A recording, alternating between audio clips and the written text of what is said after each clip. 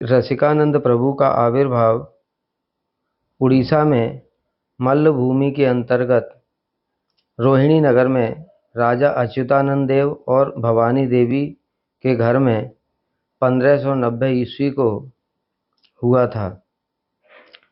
ज्योतिष गणना के अनुसार ज्योतिषियों ने बालक का नाम रसिक रखने की इच्छा की, किंतु पिताजी श्री अच्युतानंद देव उनकी इच्छा थी कि बालक का नाम मुरारी रखें। इसलिए दोनों को मिलाकर के बालक का नाम रसिक मुरारी रखा गया।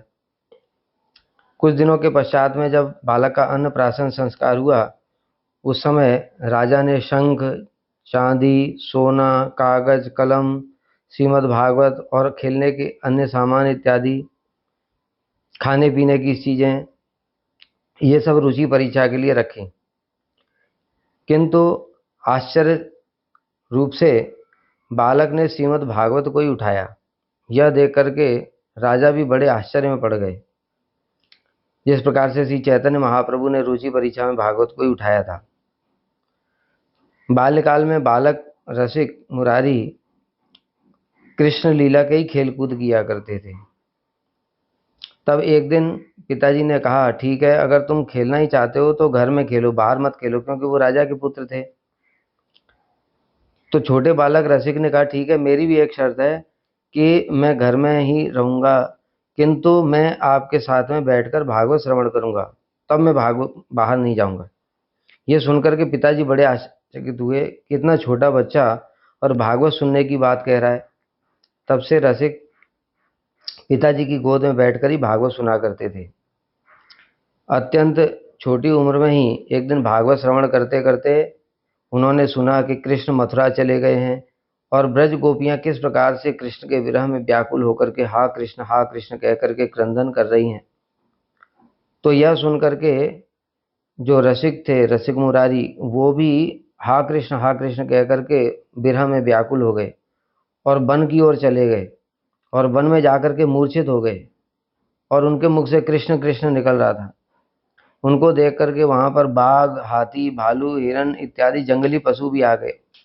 और आश्चर्य की बात यह थी कि जंगली पशु हिरन और शेर एक साथ में हैं, लेकिन वो आपस के बैर को भूल गए और वो भी कृष्ण कृष्ण बोलने लगे उनका नाम सुन करके, और चारों ओर से उनको घेर करके बैठ गए।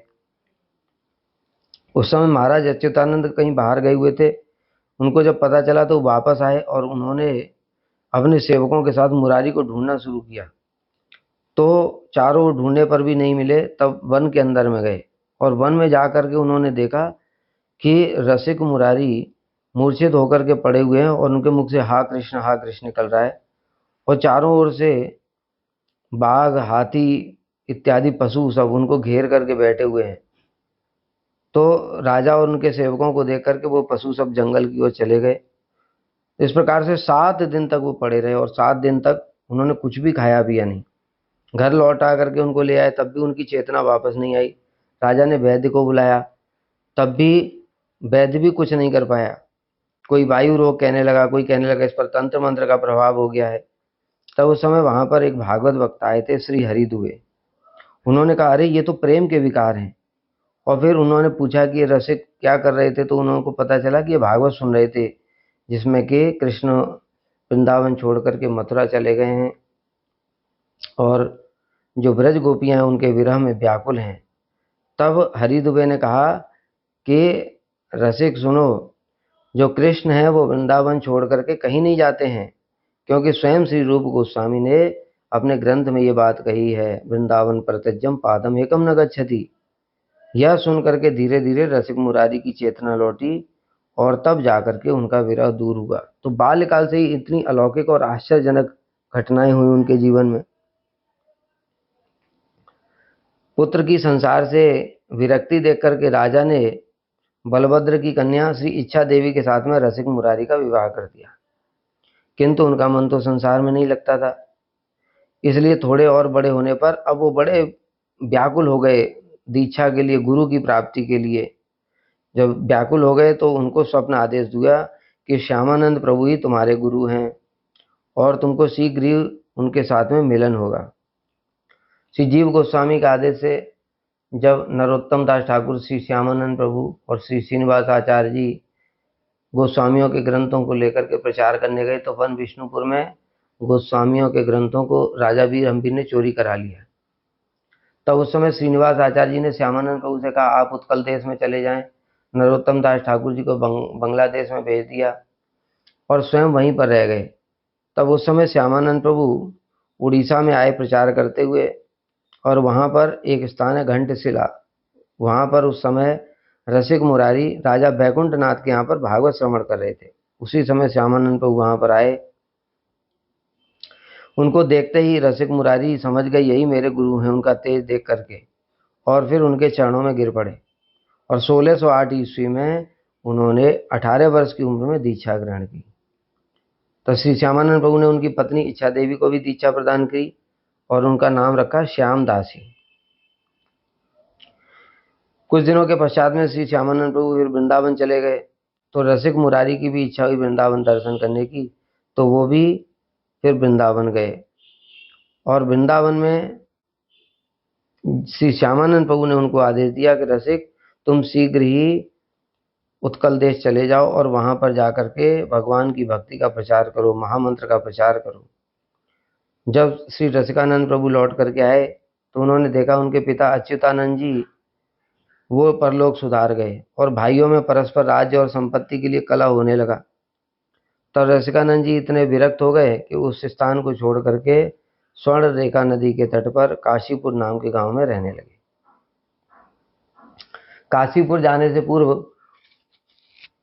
उन्होंने मयूरभंज के राजा से अपने कुल देवता के विग्रह को ले लिया और काशीपुर में वहाँ पर स्थान पर कुछ भी नहीं था, तो उन्होंने 12 परिवारों को बसाया, जिससे वहाँ आसपास जीवन यापन करने के लिए और लोगों की भी आवश्यकता होती। कृषि, खेती, रक्षा इत्यादि का कार्य कौन करेगा, तो 12 परिवारों को बसाया।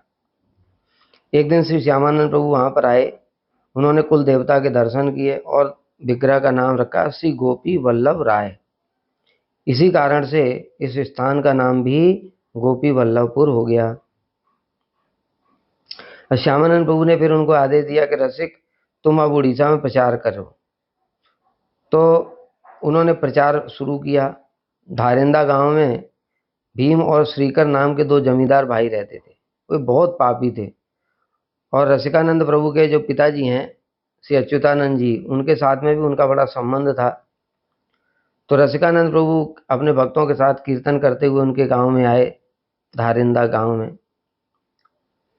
तब भीम और श्रीकर ने उनको बड़ा धिक्कार किया और धिक्कार करते हुए कहने लगे, अरे तुमको शर्म नहीं आती है?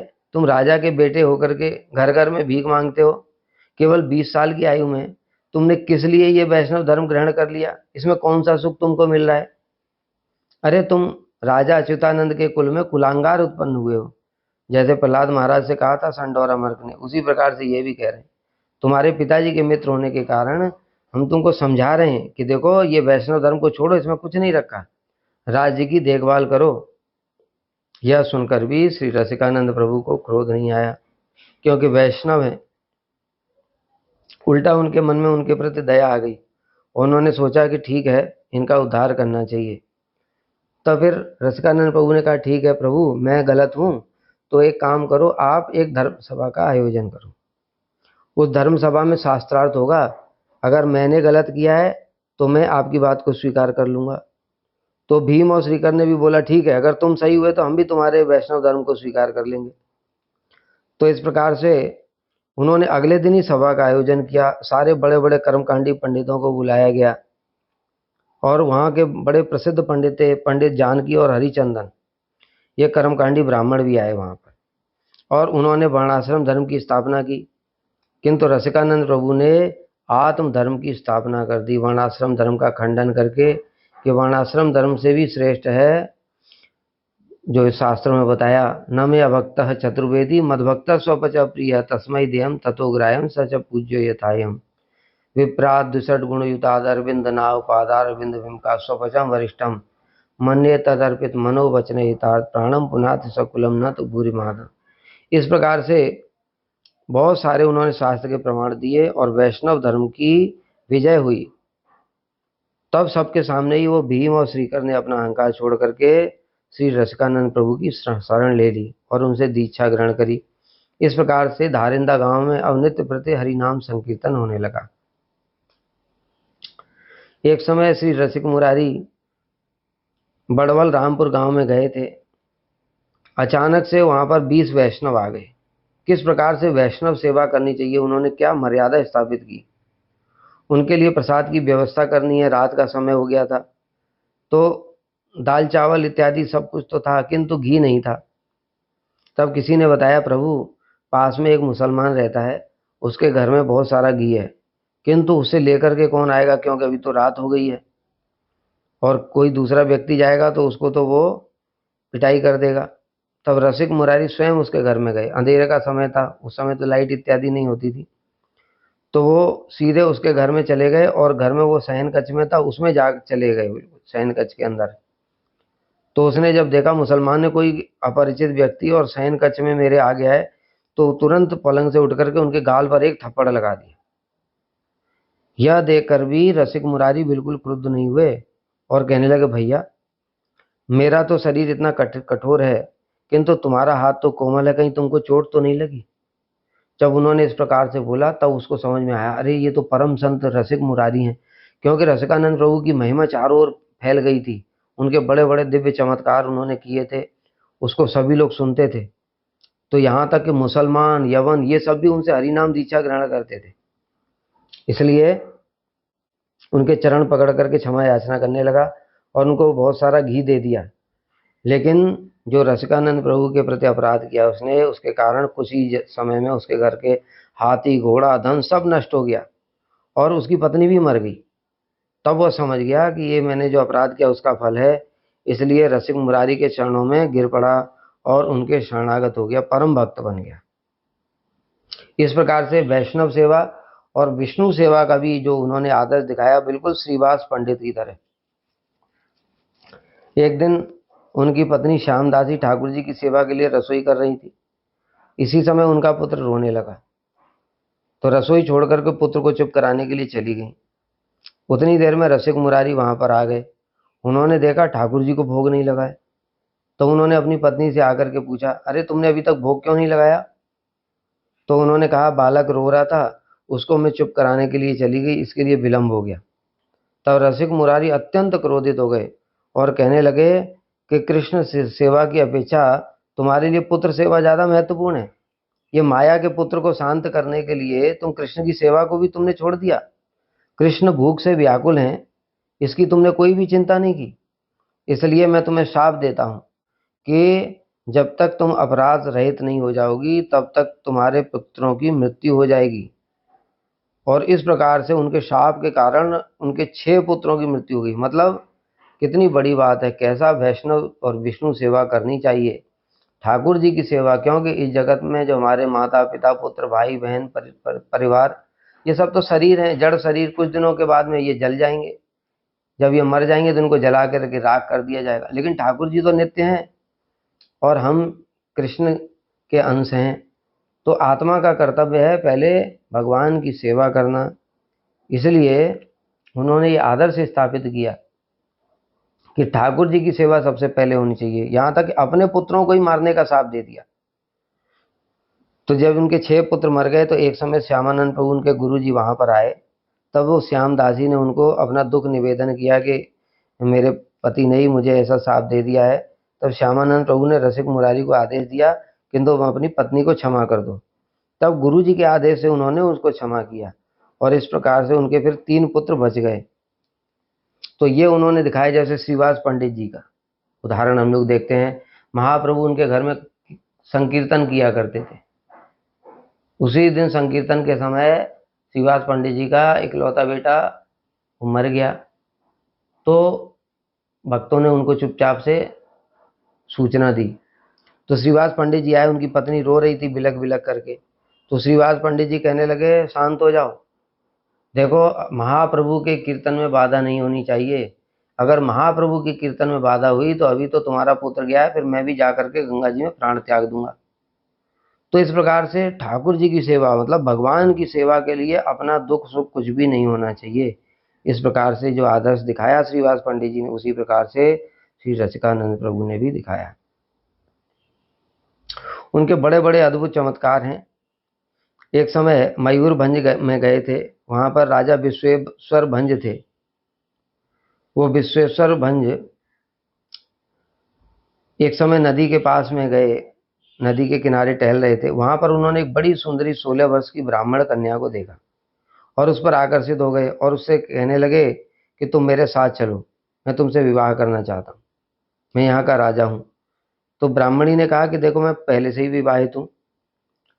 तो राजा ने कहा ठीक है, तुम मुझसे विवाह नहीं करोगी तो अभी मैं तुम्हारे पति की हत्या करवा दूंगा। इसलिए राजा ने अपने सैनिकों को भेज करके ब्राह्मण पति की हत्या करवा दी। जब ब्राह्मणी को पता चला तो उसने राजा को शाप दे दिया कि तुम्हारे वंश में कोई भी पुरुष 16 वर्ष की अवस्था से अधिक नहीं जा पाएगा, 16 वर्ष की अवस्था में मृत्यु को प्राप्त हो जाएगा। और वह स्त्री भी अपने पति के साथ ही सती हो गई। उसके शाप के कारण कुछ दिनों में राजा की भी मृत्यु हो गई और उसके वंश में जितने भी जो राजा के संतान इत्यादि होती थी, 16 वर्ष के बाद में उनकी मृत्यु हो जाती थी। तो उन्हीं के वंश में एक राजा हुए वैद्यनाथ भंज।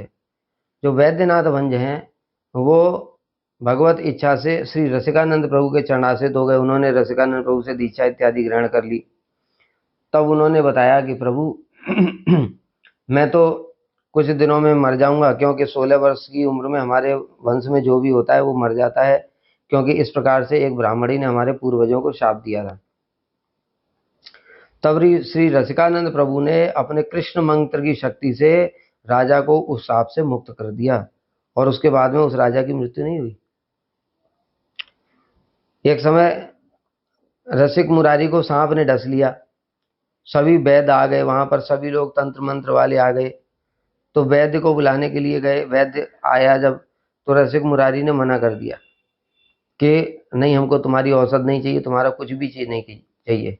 और अपने सभी भक्तों से कहा तुम सब लोग नाम संकीर्तन करो, और स्वयं भी नाम संकीर्तन करने लगे। कृष्ण नाम की शक्ति से थोड़े ही समय में विष का प्रभाव नष्ट हो गया। सभी लोगों ने देखा, यह देख करके वहां के लोग बड़े आश्चर्यचकित हो गए। इस प्रकार से उनके बहुत सारे चमत्कार हैं। एक समय कटक जिले में बानपुर स्थान पर यवन मुसलमान अहमदी बेग राज्य करता था। वो सब बड़ा अत्याचारी था और बहुत हिंदुओं पर और सभी लोगों पर बड़ा अत्याचार करता था। सब बड़े परेशान हो गए थे। तो सभी जितने भी भक्त लोग हैं वो सब श्री श्यामानंद प्रभु के चरण शरण में गए और श्यामानंद प्रभु से प्रार्थना की कि प्रभु ये बड़ा अत्याचारी शासक है, इसके शासन से हमको मुक्ति दिलाइए।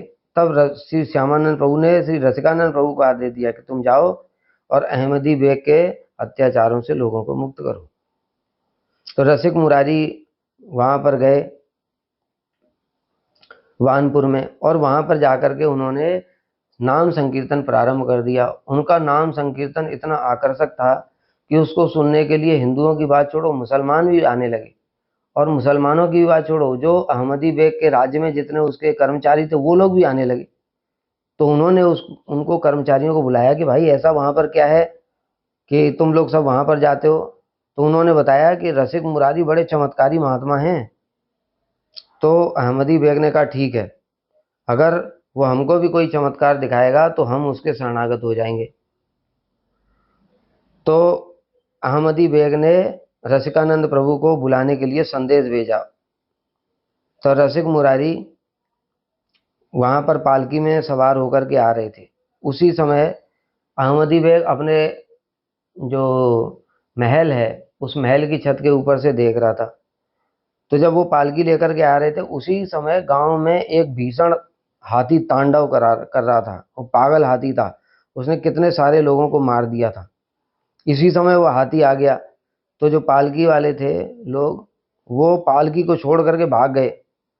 रसिकानंद प्रभु पालकी से बाहर आए और बाहर आकर के खड़े हो गए तो देखा वो पागल हाथी बड़ी तेजी से चिल्लाता सिंघाड़ करता हुआ उनकी तरफ ही दौड़ करके आ रहा है। अहमदी बेग ये महल के ऊपर से देख रहा था। जैसे ही वो हाथी रसिक मुरारी के सामने आया तो रसिक मुरारी ने कहा, अरे तुम पूर्व जन्म के दुष्ट कर्मों के कारण हाथी बने हो और अभी भी दुष्ट कर्म ही कर रहे हो। कृष्ण का भजन करो, साधु सेवा करो, अपना जीवन व्यर्थ मस्त गवाओ। यह देख करके हाथी की आंखों में आंसू धारा बहने लगी और वो अहमदी बेग देख रहा था, और वो हाथी श्री रसिकानंद प्रभु के चरणों में गिर पड़ा। तब रसिक मुरारी ने उसके सिर के ऊपर में हाथ रख करके उसके कान में हरि नाम महामंत्र दे दिया। हरि नाम महामंत्र लेकर के उसका नाम रखा गोपाल दास। और वो हाथी फिर उसके बाद में गुरु जी की उसने परिक्रमा की श्री रसिकानंद प्रभु की, और रसिक मुरारी ने उसको कहा आज के बाद तुम वैष्णवों की सेवा करो। यह सब देख करके वो जो अहमदी बेग था सूबेदार, वो भी दौड़ करके महल की छत से उतर करके आया और रसिक मुरारी के चरणों में गिर पड़ा, और यहाँ तक कि उनसे दीक्षा भी ग्रहण कर ली मुसलमान होने पर भी। ये जो हाथी था, पूर्व में जब श्री चैतन्य महाप्रभु रामकेली ग्राम में आए थे, तब हरिहर नाम का एक कायस्थ था, उसके घर पर रुके थे। तो महाप्रभु ने देखा कि वह कायस्थ ठाकुर जी को बिना पका हुआ आतप चावल भोग लगाता है, मतलब सूखा चावल बिना उबाले हुए। यह देख करके महाप्रभु को बड़ा क्रोध आ गया और उन्होंने उसको श्राप दिया था कि तू खुद तो चावल पका करके खाता है और ठाकुर जी को कच्चा चावल भोग लगाता है, जा तू हाथी हो जा। तो वही ये हाथी था जिसको श्री रसिकानंद प्रभु ने उद्धार किया, और जो उसको वैष्णव सेवा का आदेश दिया था, कैसे वो हाथी भी परम वैष्णव हो गया। एक समय श्री रसिकानंद प्रभु अपने भक्तों के साथ में जगन्नाथपुरी से लौट रहे थे, तो जंगल में भक्तों के साथ विश्राम कर रहे थे। खाने के लिए कुछ सामग्री तो थी, लेकिन चावल नहीं था। तो गोपाल दास ने देखा गुरु जी भूखे हैं, तो वो पास के गांव में गया और गांव में से चावल का एक बोरा उठा लाया और ला करके भक्तों को दे दिया और गुरु जी को प्रणाम किया। तब रसिकानंद प्रभु ने वैष्णव को आदेश दिया रसोई बनाने के लिए, और जिस समय भक्त लोग रसोई बना रहे थे, उस समय गोपाल जो हाथी था वो दूर से ही सभी भक्तों की परिक्रमा कर रहा था। तब वो रसिक मुरारी ने उसको कहा था कि तुम इसी प्रकार से भक्तों की सेवा करो और तीर्थ भ्रमण करो। इस प्रकार से एक हाथी का भी उद्धार किया। एक बार मछंद्रा साहा नाम का एक मुसलमान फकीर था, उसने तंत्र मंत्र सिद्धियों के द्वारा एक बाघ को वशीभूत कर लिया था, और वो बाघ के ऊपर चल करके जाता था, इसलिए उसका प्रभाव चारों ओर बहुत फैल गया था। तो जब श्री रसिकानंद प्रभु की उसने महिमा सुनी, तो उसने कहा ठीक है, मैं जाकर के मिलता हूँ रसिकानंद प्रभु को, देख करके आता हूँ उनकी क्या शक्ति है। तो वो बाघ के ऊपर बैठ करके रसिकानंद प्रभु से मिलने के लिए आया। उस समय रसिकानंद प्रभु अपने शिष्यों के साथ में थे। तो रसिकानंद प्रभु ने अपने एक शिष्य नागरी उद्धव को कहा जाओ वो फकीर को स्वागत करके ले करके आओ। तो उस समय और ये कह करके श्री रसिकानंद प्रभु तो चले गए। तो नागरी उद्धव जो उनके शिष्य थे, वो उस समय एक दीवार के ऊपर बैठे हुए थे, कच्ची दीवार, और उस दीवार के ऊपर बैठ करके दातुन कर रहे थे। तो उनको पता चला कि थोड़ी दूर में फकीर आया हुआ है, तो उन्होंने दीवार को आदेश दिया, हे दीवार तुम चलो उस फकीर के पास। तो दीवार ही चलने लगी और उस फकीर के पास पहुंच गई। तो यह देख करके वो फकीर आश्चर्यचकित हो गया। पहले तो सोचने लगा कि ये रसिकानंद प्रभु होंगे, लेकिन बाद में पता चला ये तो रसिकानंद प्रभु हैं ही नहीं, ये तो उनके शिष्य हैं। तो वो अपने बाघ से उतर करके उनके चरणों में गिर पड़ा और कहने लगा मैंने तो एक बाघ को वशीभूत किया है, बाघ तो कम से कम जीवित चेतन प्राणी है, लेकिन दीवार तो जड़ है, और आपने आपके शिष्यों ने ही जड़ दीवार को भी चला दिया, तो आपकी क्या महिमा होगी। इस प्रकार से वो फकीर भी श्री रसिकानंद प्रभु के शरणागत हो गया। एक समय श्री रसिकानंद प्रभु स्वर्णरेखा नदी के पास में जब रहते थे, तो स्वर्णरेखा नदी में गर्मी में पानी सूख गया और उसकी नदी की धारा थी वो बहुत दूर हो गई गांव से। और ठाकुर जी वहां पर गोविंद जी का भी उन्होंने फिर बाद में श्यामानंद प्रभु ने विग्रह प्रतिष्ठा कराई थी। तो ठाकुर जी की सेवा के लिए जल लाने के लिए बहुत दूर जाकर के जल लेकर के आना पड़ता था भक्तों को। इस प्रकार से भक्तों को बड़ा कष्ट होता था। तो रसिकानंद प्रभु नदी की धारा के पास गए और नदी से कहने लगे, अरे तुम चैतन्य महाप्रभु की सेवक हो, वैष्णवों के कष्ट से तुम्हारा हृदय व्यथित नहीं हो रहा है। कृष्ण की सेवा के लिए हम तुम्हारे यहाँ से जल लेकर के जाते हैं, तुम इस प्रकार से कृष्ण की सेवा में बाधा दे रही हो। तो इस प्रकार से अगर तुम कृष्ण और उनके भक्तों की सेवा में बाधा नहीं बनना चाहती तो गांव के निकट बहो आश्चर्यजनक घटना हुई। अगले दिन भक्तों ने जाकर के देखा वो नदी की धारा बिल्कुल गांव के निकट आ गई है। इस प्रकार से उन्होंने नदी की धारा को ही परिवर्तित कर दिया। एक समय भक्तों के साथ में उत्सव चल रहा था और वैष्णव लोग प्रसाद पा रहे थे कथा कीर्तन के पश्चात में। इसी समय आकाश में तीव्र वृष्टि होने लगी, बिजली चमकने लगी, घनघोर वर्षा होने लगी। तो देखा वैष्णव लोग उठ करके जाने वाले हैं। उसी समय श्री रसिकानंद प्रभु ने इंद्र से कहा, अरे देवराज, आप कृष्ण के भक्तों की सेवा में बाधा क्यों डाल रहे हैं? आपको इस प्रकार से नहीं करना चाहिए। तो भक्तों ने वहां पर फिर से बड़ी एक आश्चर्यजनक घटना देखी कि गांव में पानी नहीं बरसा और गांव के बाहर में बड़ी तेजी से मूसलाधार वर्षा हो रही है, बिजली भी चमक रही है, लेकिन गांव में पानी नहीं बरसा जब तक वैष्णव सेवा चलती रही। एक बार रसिक मुरारी अपने भक्तों के साथ में मुक्तापुर नामक गांव में गए। तो वहां पर अपने भक्तों के साथ में उन्होंने कीर्तन किया और वहां के लोगों से कहा कि भाई हम लोग यहाँ पर गांव में थोड़ा रुकना चाहते हैं रात के समय, तो हमको थोड़ा कोई स्थान दे दो। तो गांव के दुष्ट लोगों ने भक्तों को रहने का स्थान नहीं दिया और कहा चलो तुम लोग गांव से बाहर ही रहो। तब भक्त लोग गांव के बाहर पेड़ के नीचे ही सो गए और रात में ही अचानक क्या हुआ, उस गांव में भयंकर आग लग गई और सारा गांव के सारे घर जलने लगे। तो गांव के लोगों ने सुना ही था रसिकानंद प्रभु अत्यंत महान संत हैं, इसलिए वो समझ गए कि इनके चरणों में अपराध के कारण ही ये आग लगी है। सारे के सारे गांव वाले दौड़ करके रात में ही आए, रसिकानंद प्रभु से क्षमा मांगने लगे। तब श्री रसिकानंद प्रभु ने उनको क्षमा कर दिया और कहा कि देखो तुमने वैष्णव अपराध किया है, इसलिए तुम लोग वैष्णवों की सेवा करो। तो जब उनको ये आदेश दिया उन्होंने उसको स्वीकार कर लिया, तब वो अग्नि अपने आप शांत हो गई। तब उस गांव के सभी लोग भी रसिकानंद प्रभु के शरणागत हो गए। इस प्रकार से श्री रसिकानंद प्रभु ने उड़ीसा के गांव गांव में जाकर के हरिनाम संकीर्तन का प्रचार किया। उनकी अद्भुत अलौकिक चमत्कारी शक्तियां देख करके मुसलमान लोग भी उनके शरणागत होकर के दीक्षा ग्रहण कर लेते थे। एक समय श्री रसिकानंद प्रभु जगन्नाथ जी के दर्शन करने के लिए रथ यात्रा के समय पुरी की ओर आ रहे थे। उनके साथ में बहुत हजारों हजारों भक्त लोग चलते थे।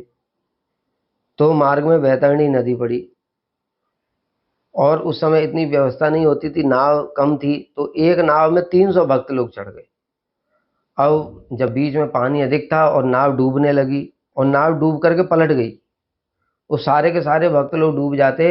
लेकिन रसिकानंद प्रभु के आश्चर्यजनक घटना हुई। रसिकानंद प्रभु की कृपा से सब भक्तों ने देखा कि वो जमीन ऊपर आ गई है, अर्थात जो नाव थी वो तो पलट गई किंतु वहां पर पानी घुटनों तक ही था। इसलिए सभी भक्त लोग आराम से उस पानी में उतर गए और चारों ओर पूरा भयंकर पानी बह रहा है, लेकिन उस स्थान पर केवल थोड़ा थोड़ा ही पानी है। तो इस प्रकार से सभी भक्त लोग वो नदी के बीच में ही उतर गए और फिर किनारे से लोग देख रहे थे तो उन्होंने फिर दूसरी नावों को भेजा और फिर वो नावों में लेकर के फिर सभी भक्तों को पार कराया। इस प्रकार से सभी भक्तों ने देखा कि बीच में जहां पर इतना ज्यादा पानी होता है वहां पर उल्टा बिल्कुल भी पानी नहीं था। इस प्रकार से रसिकानंद प्रभु ने इतने भक्तों की रक्षा करी। किंतु रथ यात्रा प्रारंभ हो गई थी और ये रसिकानंद प्रभु को आने में विलंब हो गया, तो जगन्नाथ जी का रथ ही रुक गया।